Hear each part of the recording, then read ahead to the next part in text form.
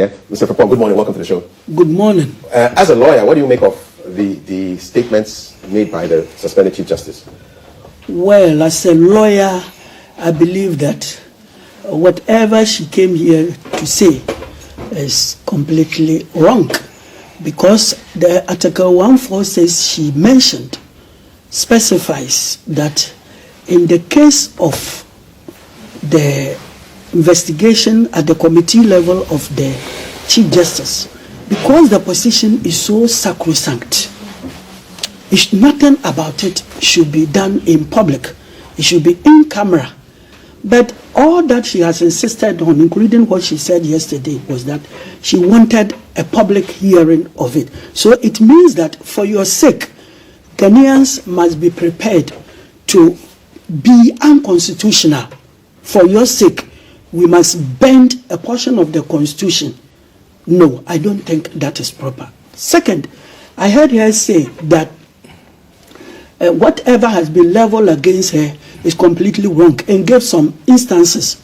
I think any time you would want to make such a statement, you don't pick portions of the petition or whatever allegation that has been made against you and make a case out of it. No, you rather read everything from A to Z. Then the people listening to you will have an opportunity of making their minds. You don't just just pick one. For example, to do with the finances, that she paid some money and then retired the money. That is just one example you were given. What about the extent of the petition? If it is 30-point petition, 50-point petition, is that what is saying relevant? Second, you should remember that it does not take up to 100% of the entire petition meeting the required standards as having been able to be proved before she will be dismissed. Each one of them can send her packing home. But before I conclude on this point, Kafi, let me make a statement as a lawyer. You see, under the Ghana 1960 Constitution, something happened after an attempt on Nkrumah's life in Kolungugu. The whole matter was brought before the Chief Justice, and the Chief Justice exonerated all the, the accused persons.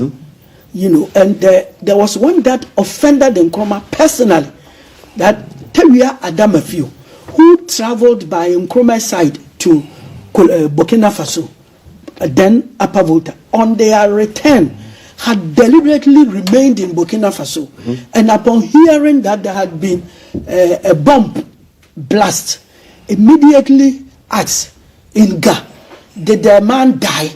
In the Ga language, did the man die?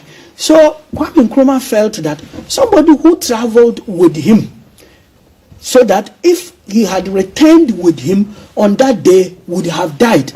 Why did he decide to stay behind in Burkina Faso? Two, when he heard about the president's near death or death, why would you ask a question, did the president die? It means he was part of the conspiracy. But the Chief Justice said that, no, if somebody asks whether the president died or not, doesn't mean he has conspired to kill you. He's a human being, he's one of your ministers. So he has a right to find out whether you are dead or not. And Nkrumah summarily dismissed the Chief Justice, which everybody in the world said was wrong. Now Rawlings, facing the same imaginary situation, that if I were Kwame Nkrumah and then I had somebody like, say, a Kukosa trying a similar case, how would I go about it? Look, the 1992 Constitution is only a transitional constitution which should have immediately been amended or repealed by Kufuor, and then a real democratic constitution put in place to centralize every constitution made by a military officer, especially one that the military officer is metamorphosing into a civilian president would be, is one that is shown to fit his status. It's as simple as that, and we don't blame him. It is worldwide. So the next properly democratic government that is elected after the two term of the military officer then the state sit down to amend the constitution, which was never done by. So back to my story.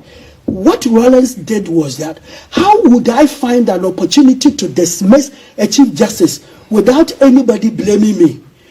Look, Kafi, when you send an ordinary case to the Supreme Court, you have 5 judges of the Supreme Court sitting on it. How come that if you want to dismiss a whole Chief Justice of Ghana, you say only 2 judges of the Supreme Court and 3 members of the public?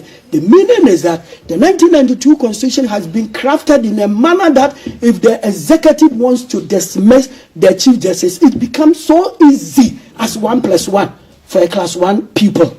And so, any reasonable Chief Justice who sits by and discovers that a petition about him or her has been forwarded to the president, and the president has meticulously followed all the processes up to the extent of setting up a committee to investigate you, please, nobody should tell you that the intention of that government is to dismiss you from office.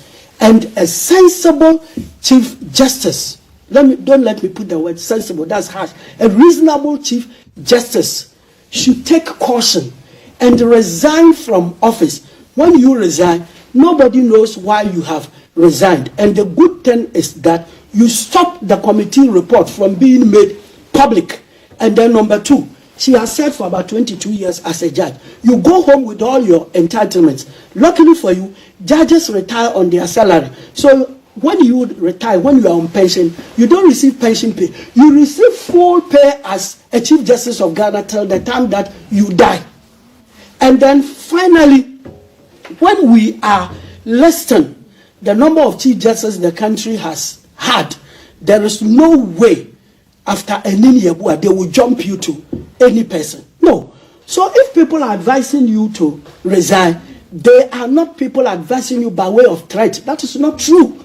It is people who love you and want you to go home with all your entitlements who are advising you. In any case, whatever she's saying here, she knows it is something inadmissible in law because she has no proof to back it. Finally, by her training as a lawyer and as a judge, she knows that we don't publicize things judicial. You don't do that.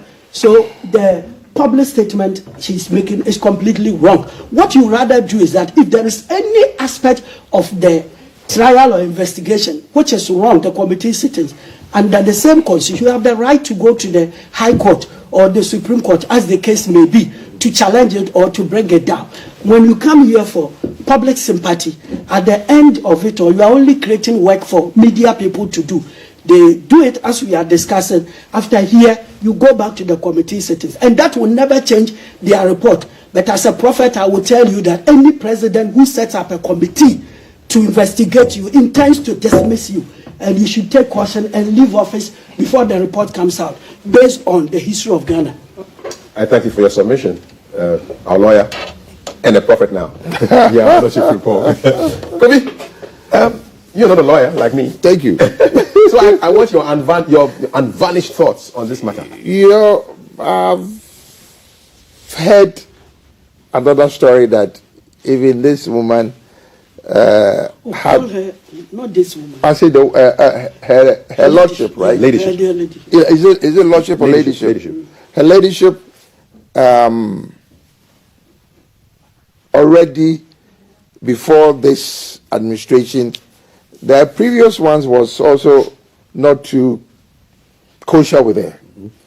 And Baba, she mentioned that she will go home with all her benefits. Yesterday, in the press that she did, she claims that one of the reasons why she's not resigning because if she resigns, she will lose all those things.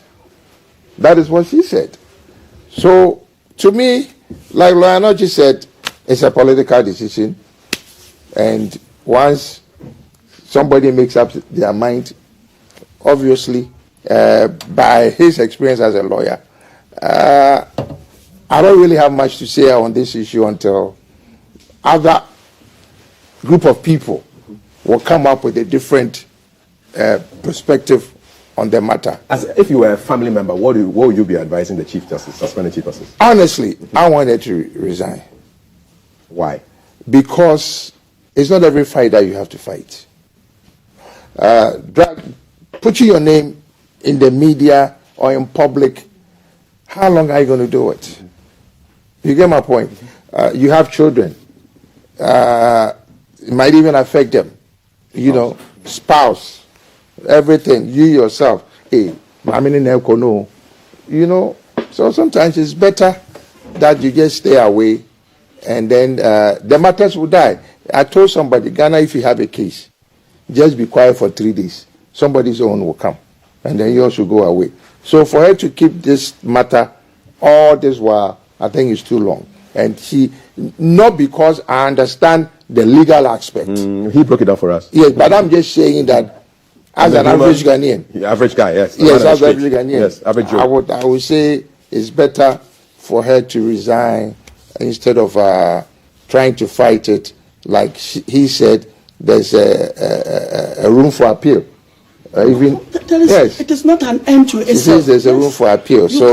You know, the law says whatever recommendation given by the committee will have to be compulsorily implemented by the president. Okay. So always under our constitution, similar, the president has no bite in it. It's other people doing it. So when you reach that level, just go away. But the good thing is that there is no right without infringement of right without a remedy. Okay. It be use, it be remedium. Wherever there is justice, there is a remedy. Okay. What they are doing is under justice with respect to the constitution. Yes. So the remedy is that every breach of an aspect of it can be remedied by the appropriate court. Okay. And the media is not a court that can give you the remedy you want. Okay. If they are treating your lawyers as, he says, like the magicians who appeared before Nebuchadnezzar. Where I disagree with her is that in the case of the magicians, one, they didn't know Nebuchadnezzar's dream, and so they didn't know the interpretation. Why do you liken yours today as your lawyer? Because in your case, you know the petition against you, all the charges, and you have even mentioned aspects of them here. So you know. And then two, we all know what the law says. And it is not your lawyers who are going to interpret it. The lawyers are only going to fight for you. So the two are not the same. The two scenarios can never be the same. No Nebuchadnezzar comparisons here. No. She's definitely not Nebuchadnezzar. Far prettier and far kinder. And the president too is not a Nebuchadnezzar. I was ready to tell her. Tell is here. Tell her how me. Charlie, cool. The Nebuchadnezzar had to go to, the Bible, and then go check for the references, and then ask, our AI friends, like, what did Nebuchadnezzar do to get the context within which the CJ, suspended CJ, made the comment. But she said lots of other things as well in that press conference, and I just want to walk us through some of the key elements of her presentation to the Ghanaian public yesterday. So she took us through some bit of history, telling us that in all, so these are all exact quotes from the Chief Justice. So I am not saying this is what the CJ said yesterday. She said that in all of Ghana's 68-year history as an independent republic, there has never been a hearing for the removal of the Chief Justice. Unfortunately, every step of the removal process being undertaken against me is being done in a manner that breaks every rule on how justice is delivered in the country. Lawyer, if at any point you want to answer more specifically to any of the slides, but you are free to come in. The first one. Okay, the first one that she said. 68 years of constitutional development. You see, a constitution is always a very small book, small, just as one book of the Bible, not as big as the Bible itself.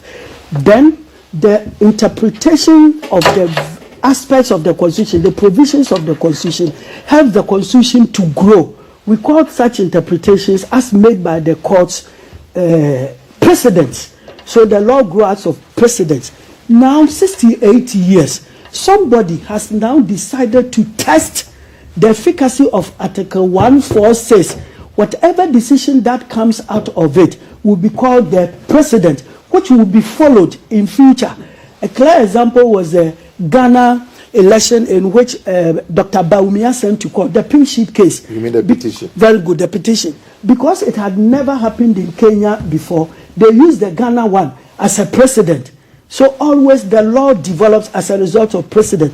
And as a judge, she knows what is precedent, so she shouldn't worry about it. It's the first time that has happened to her. Next time it will happen to another person, and it will be a second time. Then the law is growing. Okay, so a test of the law is what lawyer is saying. So let's go on to the next slide and what we have captured on her comments about the institutions that will be affected by this process.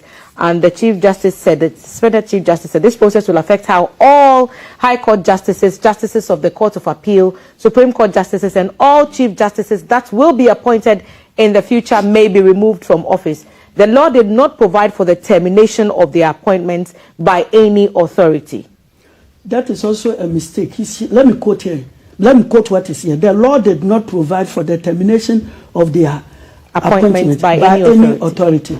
That's what she said. So that should tell, it is true, what he's saying is true. It means that nobody can arbitrarily dismiss a judge, and for that matter, a Chief Justice from office. It is a process that somebody petitions, and then the President and Council of State come in, then taught by a committee report. The report is submitted by the President. The President implements it. Then the Supreme Court, that is the overlord guardian of the Constitution, is open to whichever side. If, for example, the Supreme Court throws out the committee report, the committee would also be represented there to defend itself. And if the committee report is also accepted and our leadership, the Chief Justice, feels that it was completely wrong, the office of the, the Supreme Court doors are always open.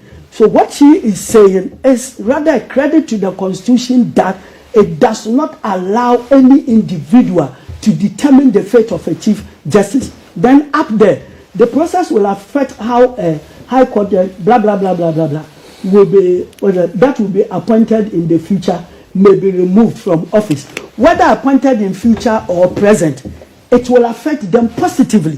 Why will it affect them positively? All along, they take decisions and nobody complains. They take decisions and nobody complains. Today, as we speak, out of 33 million people of Ghana, we have got people who are so conscious to the effect that any act of a Supreme Court judge, including the Chief Justice, will be questioned.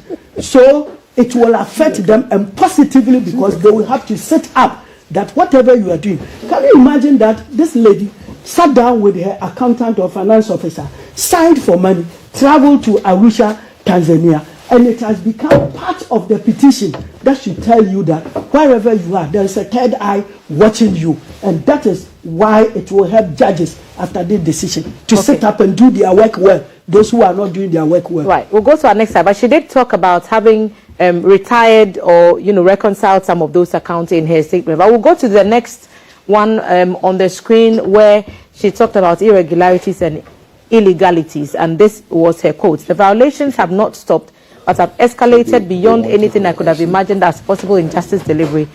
And this is one of her key points. The Edu Lodge facility that I'm being tried in featured very prominently in the planning of the murder of judges on June 30th, 1981.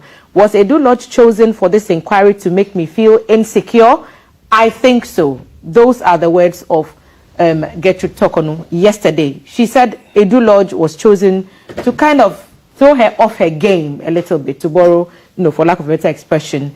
I wonder if CAF has any questions for you on that. Well, so the violations have not stopped, but have escalated beyond anything I could have imagined as possible in justice. This one she shouldn't have said because she has no evidence to back it. When it comes to Edu Lodge, where she alleges the... she said he was her uncle, she stayed there for years, and it was a key, one of the places that were prominent in the planning and the murder of so her she uncle. Has no evidence to back it. She has no evidence. In fact, where in the history of Ghana, which textbook, which law case has ever brought up the Edu Lodge as a place that was used to plan the execution of the judges? Completely, it's not backed by any evidence whatsoever. Again, if you knew, if the Chief Justice in her life, and she's not a young person, she's old enough, she's past 63 or so. So if a person like this, who was old enough in 1981, knew that there was a planning to murder judges at that place, and she took no step and had decided to sit back until today, then she's a very dangerous citizen of this country. Yes, very, very dangerous. You knew all these things when those culprits involved had at all material times denied. And what is so worrisome is that being the Chief Justice of Ghana, every year you preside over the service that is held in honor of the judges. You preside over it. As a judge, you have gone there many times, and as a Chief Justice, you preside over at least twice. And now you come and tell us that you know all that happened, and you decided to keep quiet. But I believe that Madam is doing a big injustice to herself. And as my colleague said, there are certain things. You have a family, you know, a husband and children and classmates and church, everything. You don't have to come and do this in public. You see, until she did that, until she did that, I didn't even know that her direct uncle, father's elder brother, was this man who betrayed Kwame Nkrumah, Dr. Alex Kwesi, who took money from the CIA. And he was the most trusted confidant of Nkrumah, and told Kwame Nkrumah that Nkrumah should travel, there would be no coup, because CIA had promised him to make him the next president of Ghana. That man's niece is this man. Until all this matter, I wouldn't have known. So she should not sleep in God's life. Whether she likes it or not, she will not be the Chief Justice of Ghana forever. She should understand that. Next slide on our screen, please. So we keep the Chief Justice today. She talked about breach of rules of disclosure, and this is what she said. The Article 146 committee set up against me has refused to give me copies of the petitions. To date, the committee has refused and or failed to serve on me the petitions that form the basis of the hearing and any specific charges against me. Let's take the next one, and then we will continue. And she said that no record of the petition or the petitioner's case has also been filed. This is what she said. The committee has not only permitted two of the petitioners, Mr. Daniel Ofori and a group calling itself Shining Stars, not to testify and confirm on oath the petitions they have brought against me, but has also allowed them not to call anyone to testify on their behalf. So as we speak, there is nothing before the committee confirming the petitions brought by these two petitioners. You see, what is wrong here is that in the case of the court, you know that our symbol is the scale. And it is two. The scale is dual. One here, one. It's a pair. And one should not outweigh the other. There should be a balance. Always there should be a balance. So it means that I'm told by a Ghana professor that before you kill a fowl, you should give it water to drink. Hear both sides before you take a decision. That is why our cases are held in court before a judge who is a disinterested arbiter in the matter. In the case of this public scrutiny of yourself, what you came there to say, it was between you and the media, and the media has no power, no right, nothing to have itself assisted with testing what you are saying, whether it is true or false. If there is anybody called Daniel Ofori at all, whether the committee has allowed them to speak or call witnesses at all, she could have filed a motion in court whereby the committee members will be present, at least with their lawyer, to answer to these allegations. But is it within her rights to ask for copies of the petition, or for those who were accusing her to testify or cause others to testify on her behalf in order to hear from her accusers and face them directly? 100% right, provided those people will be heard at the committee level. Anybody who would be heard must have sent a petition to the president, and then it becomes of notice that that person will be heard. Then you will be made to write a response to it, and the two will be used against you. Please, just think about when somebody makes a complaint against you at the police station. He will write down his complaint, and they will call you that I've been called to answer this and this. I have nothing to say, but whatever that I say will be used against me. Then the two will be used in court against you. It's the same thing here. So if that Mr. Ofori and other people have not been allowed to speak, it means, so there are several petitions against it. It means that petition is not going to be used. If, let's say, we have one petition which exhaustively deals with the subsequent ones, they can go ahead with just one. Okay, so and then you are lucky. We are presuming that if the the committee is not hearing from Daniel Ofori and Shining Stars. Whatever allegations that those two have raised have been set aside. Is that a good assumption? Yes, but in practice, nobody knows whether what he's saying is true or false. If she has sent the matter to court, then as I'm saying with the scale, then you tell your story to the court. Then the court will hear the other side. But the media people you are narrating this to, how would they know whether what you are saying is factual or a fallacy? Okay, so we'll take the next slide, and on that she has other things to say about what she calls the improper litigation process. And she said the committee indicated that it will conduct the hearing not as an inquiry but as a regular litigation. What I am reporting on is a situation that is totally unknown to the rule of law in this country. So she cited two different laws or CIs at work here, and I wonder what your thoughts are. I think she said CI 65 and one is CI 47, and she says that the two, one is being applied here instead of the other.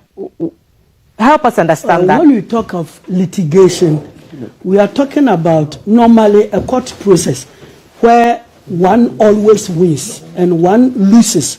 When you talk about, so it is backed by law. When it is talk about a committee sittings, it's just an inquiry. After making the inquiry, you don't make a judgment over it. In the case of a litigation, you pass a judgment over it. In the case of an inquiry, it is just fact-finding. After that, you send your report to the entity or the person that asks you to inquire into the matter. You have finished. So she's saying that instead of the whole thing being treated as an inquiry, it is being treated as a litigation. Even though I don't know whether what he's saying is true or false, because as I'm saying, it's not being said in court. I believe that if they are treating it as a litigation, what she doesn't understand is that, one, they are not going to pass a judgment on you, even if they say that we believe you should be dismissed. It will not come from them. It is the president that would announce it, unlike in the case of a court. But where every inquiry is a pseudo court, it's like a court. It's because you are allowed to go with your lawyers, and they have the same courtroom rules, the same courtroom rule that one speaks, the other one keeps quiet. You have the right to take notes, you have the right to ask for adjournment, and then back whatever you are doing with your cases, authorities. So every inquiry is also a litigation, because you fight against the other side and allows the committee members who are presiding to take their own decision, except that theirs cannot be read to you. They will send it to whoever put them there.